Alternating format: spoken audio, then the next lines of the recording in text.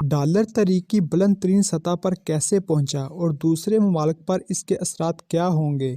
Dollar دنیا کی چند مضبوط ترین کرنسیوں کے مقابلے میں گزشتہ 20 سال کی بلند ترین سطح پر پہنچ گیا ہے۔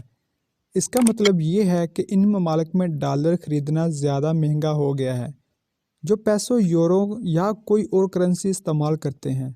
جو مقامی کرنسیوں کی قدر میں کمی ہوتی ہے تو ایسے ہی ان تمام اشیاء کی قیمتیں بڑھنے لگتی ہیں جو ملک میں درآمد کی جاتی ہیں۔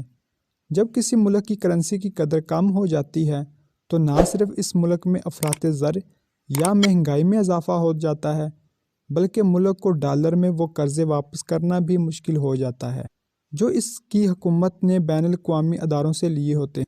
ایسی صورت میں ملک کے بجٹ پر دباؤ زیادہ ہو جاتا ہے۔ یہی وجہ ہے کہ گزشتہ عرصے میں جن ممالک کو کورونا کی وبا کے حوالے سے بہت زیادہ اخراجات اٹھانا پڑے وہ اس وقت شدید دباؤ میں ہیں۔ ڈالر کے مقابلے میں یورو، پاؤنڈ اور ین سمیت 6 دیگر بڑی کرنسیوں کی قدر کی پیمائش کرتا ہے۔ اس انڈیکس کے مطابق دیگر بڑی کرنسیوں کے مقابلے میں اس وقت ڈالر کی قیمت 20 برس کی بلند ترین سطح پر پہنچ چکی ہے۔ ڈالر کی قدر میں اس اضافے سے سب سے زیادہ متاثر ہونے والے ممالک برطانیہ، جاپان اور یورپ کے وہ ممالک ہیں جو یورو زون میں شامل ہیں۔ عالمی سطح پر ڈالر کی قدر میں اضافہ ایسے وقت میں ہو رہا ہے جب شرح سود میں بھی تیزی سے اضافہ ہو رہا ہے۔